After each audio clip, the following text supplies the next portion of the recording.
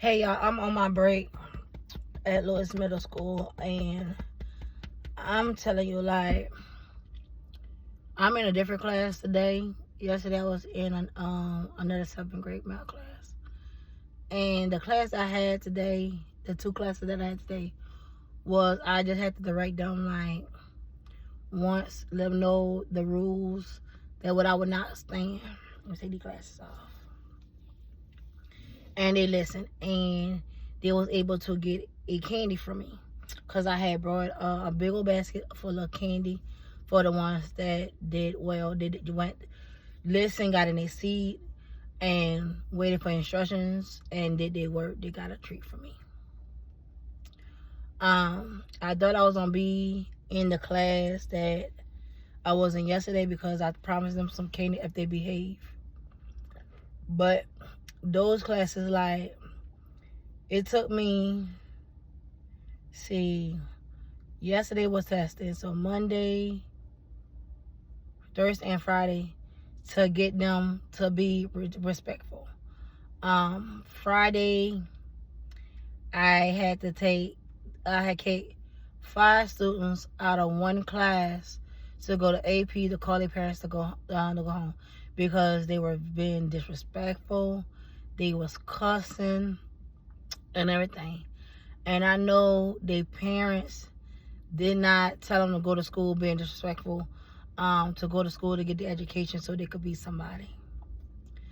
I was walking out of the school to go to my car for break, and don't mind me looking around. I always look at my surroundings. But I was walking to my car after coming from the library, checking out a book for myself to read. There was a mother in the office. I don't know what happened or whatever, but I heard the words came out her mouth saying that she's gonna get an attorney and she's gonna get Lewis Middle School shut down like they've been shutting down the other school in ISD district.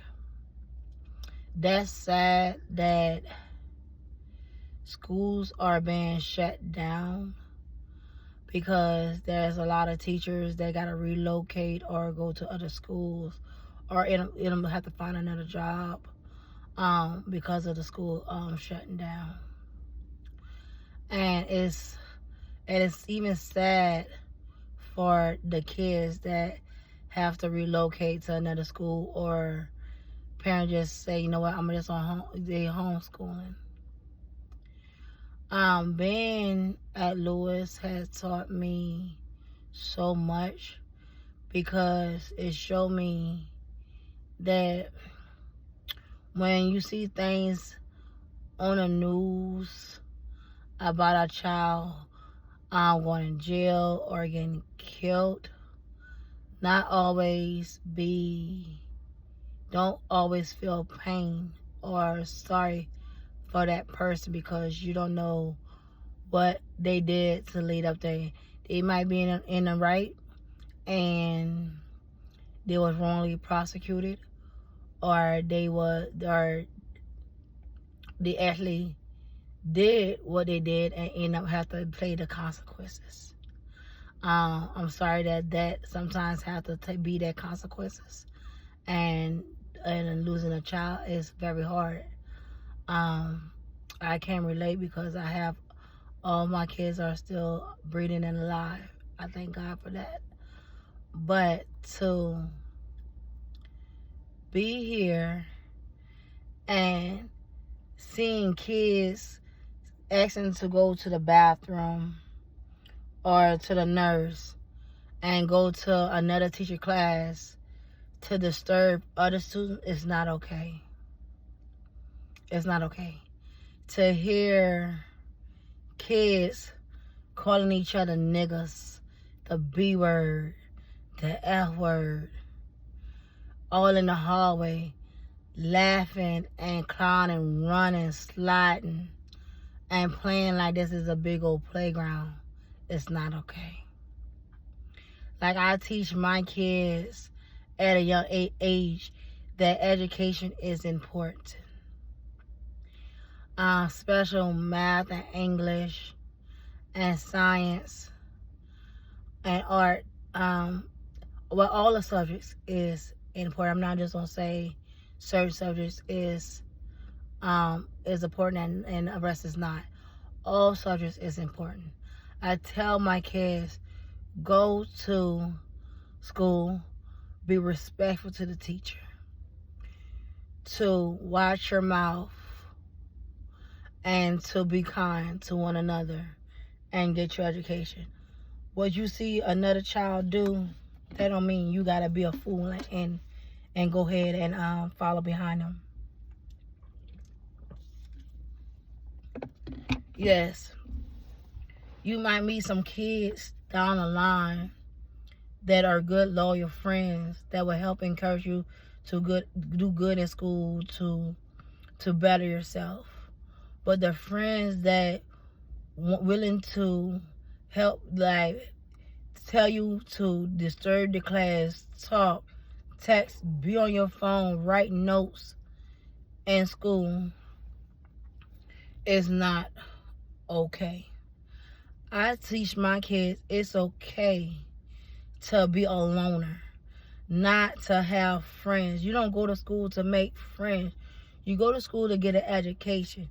And making friends or meeting somebody that is a good loyal friend that's gonna encourage you to do your best in school, that's a bonus.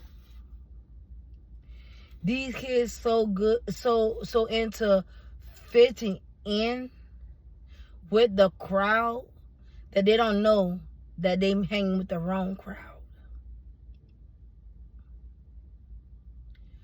Like, I was never really a trouble student in school, but I did not really pay attention.